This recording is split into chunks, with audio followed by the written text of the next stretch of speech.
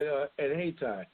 But this year, I'm not doing any Kwanzaa unless somebody calls me up to do something at the last minute. But Kwanzaa is an annual thing by Dr. Karanga that he put together. It's, people say they want to call it Christmas, like an African Christmas, but, it's his own interpretation of what we do for ourselves, in celebration of black culture, and that's where black nativity falls in, right just before that. So, it's all about what we do as a cultural people. Yeah, right. And oftentimes I think that we're not it seems like every time I turn around, somebody is adding more and more of our culture to their own culture, because it seems like every time you turn around, somebody else is grabbing aspects of our culture and trying to make it into theirs. It seems like that's the one thing I can say about the drumming is they haven't been able to do that totally and everything, because I just think we've been able to hold on to that, unlike the blues and some of the other forms that every time you turn around, some other cultures are grabbing it and trying to make it into their own. Well, they do, everybody, they see what we do is real and how rich it is. So, everybody wants to be involved. And it's okay as long as you do it right. Exactly. And what do you say when you talk to people that are, yeah, man, I agree with you. And what do you say to people like those that are over there at Duke? Because I imagine, Duke is an international college. So you probably have some folks that are afraid that something like Kwanzaa or even some of the African drumming is not for their culture, whereas I'm of the opinion that it's for everybody's culture. So if you talk to people that are like trying to make it only, say, Kwanzaa, an African-American celebration, or the drums as only something from our motherland, but not something that the rest of the cultures can accept, what is your reaction to them if they try to bring that to you? Because I'm sure that at Duke, you probably get some conservatives that try to tell you the negative aspects of things. They doing a Kwanzaa thing now at the Mary Lou Williams Center, and they asked me to send them some drummers over there to do it.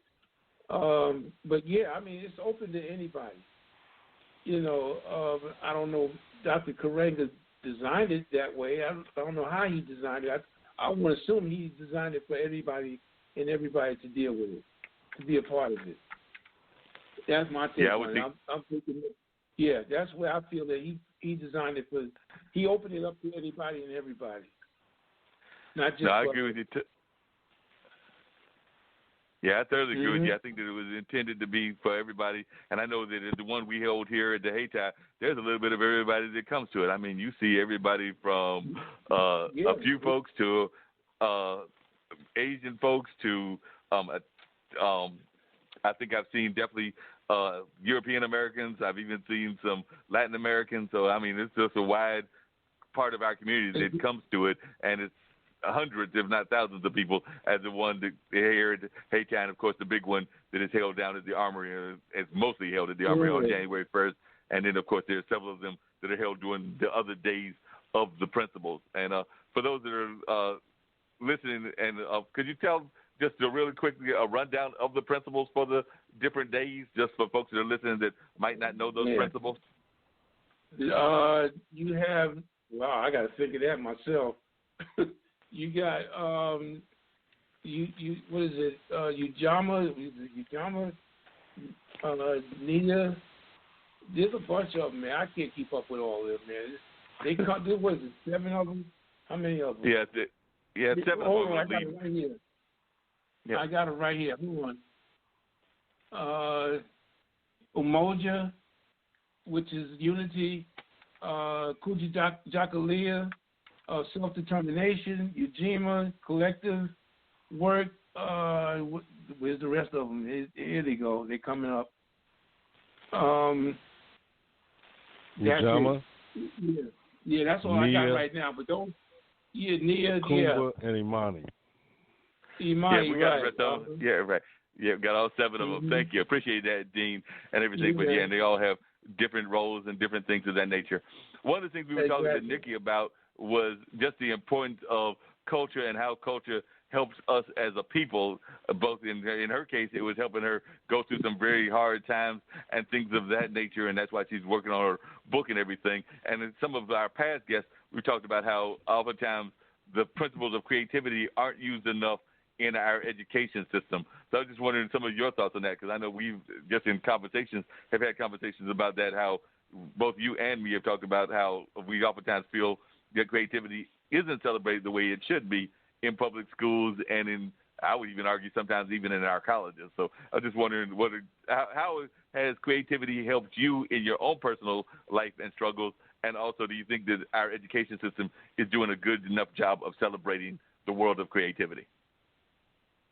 They need to do more. They need to do a whole lot more in terms of what we do in terms of being creative and what we do as an artist. The arts really needs to be more into the school system than what it is. It's there, but it needs to be even more broadened out. I'm trying to get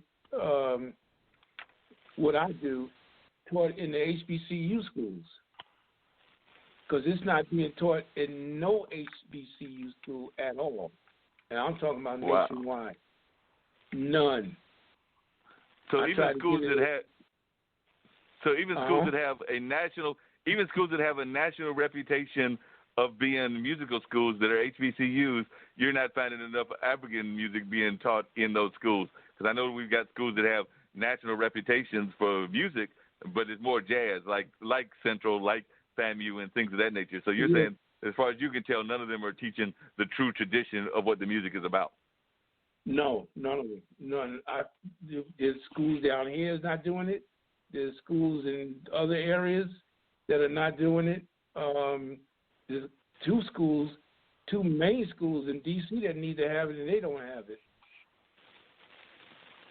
Wow. Okay. And you would... Yeah, and some of the HBC schools in Alabama don't have it. Wow.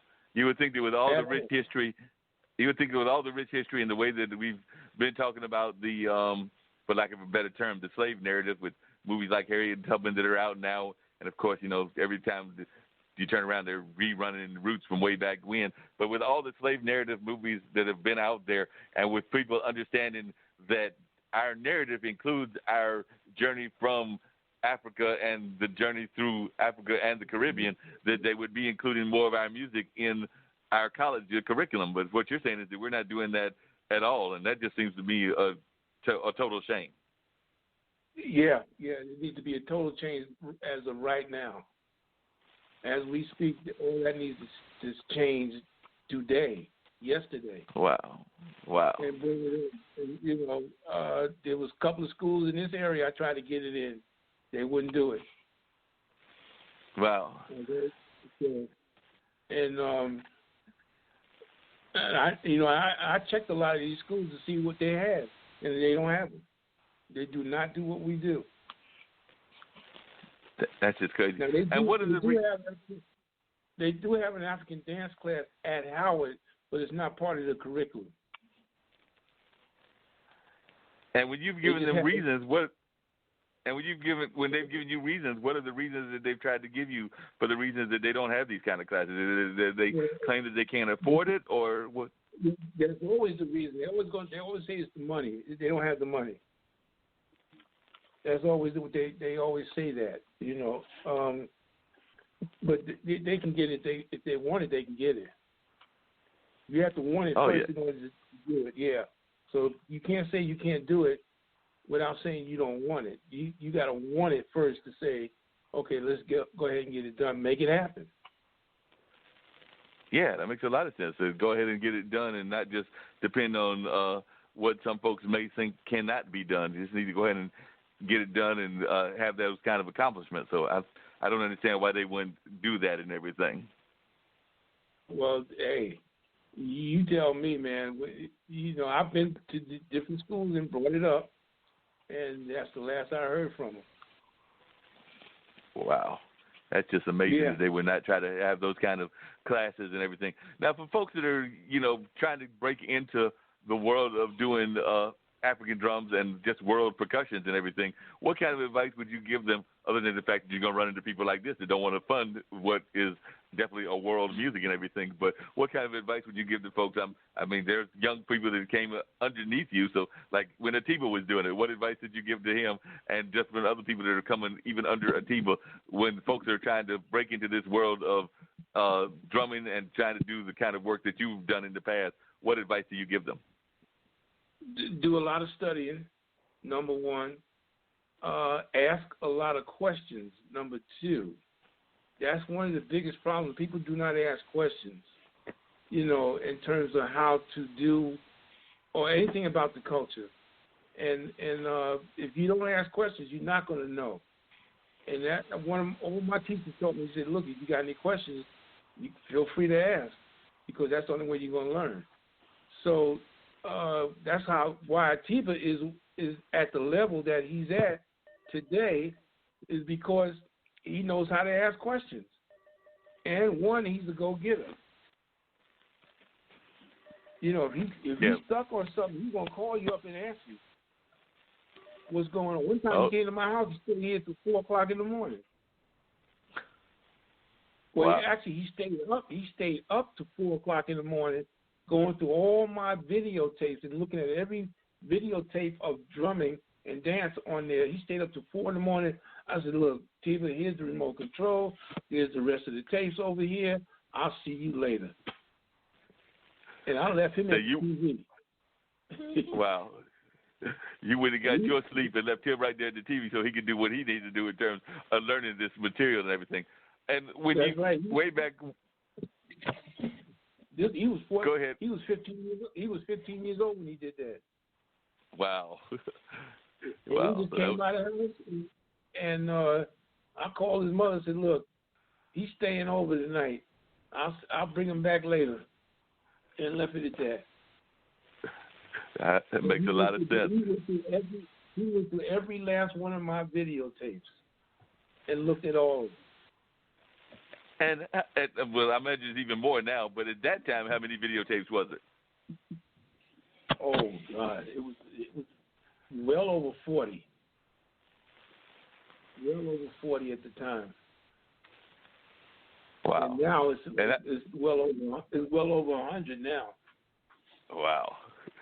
So yeah. Definitely, that's a lot of videotapes to be going through to learn all of these great instruments and things of that nature. But what were some of the people that inspired you when you were coming up? Like I said, I imagine some of them have passed on, but of course we've talked about Baba Chuck. But who were some of the other people? Excuse me. Even among the drummers that really inspired you when you were coming up, and even now, I imagine there's even some drummers, maybe even some young drummers that are inspiring you, because I do believe that inspiration can come from both the older generation and the younger generation. Yeah, well, Cheap Bait was one of them. Richard Landrum was another one. Lucas Shea Wiles was another one. Wendell Hayes. Nat Bettis is still around. I talked to him actually yesterday. In terms of the younger drummers, you have Atiba, because I'm learning some stuff from him right now. Because Atiba, he knows a lot. Lamar Lewis knows a lot. Elijah Harris knows knows a lot of stuff. So these young drummers, they picking up on stuff that we never seen before. So a lot of times we go to them and say, okay, what you got here? And then they'll show it to us. So I'm still learning. We all still learning. We just learning on a different level right now. Oh yeah. And listen, man, I gotta get to Raleigh. So right now I gotta get out there real quick. But let's do this again. I appreciate you being on it. We'll definitely have to do it again. So definitely appreciate you being on the phone call. Me and Dean will wrap it up over the last couple of minutes and everything, but definitely appreciate you sharing your rich knowledge and also having a chance to meet Miss Nikki. And we will pass. Next time I see you, I'll email you with her information so y'all can connect. But we're definitely looking forward to having you on, talking some more about some of your experiences. But definitely what you shared was definitely really interesting, and we'll be keeping track. And if I run across any of those teachers or administration types, I'm going to try to encourage them that they need to get some of these classes that you want into those schools, because I agree with you. There's some kind of classes that we need that we are not having. I mean, I appreciate what John Brown and others are doing, Ira Wiggins and others are doing in terms of the traditional jazz and even things of that nature. But I agree we got to get more African dance and African drumming classes in. we need whole classes on the blues, because even though there's classes on the jazz, I don't think the blues is taught enough either. So there's a whole lot of things that need to be corrected. That's right. That's for sure, man.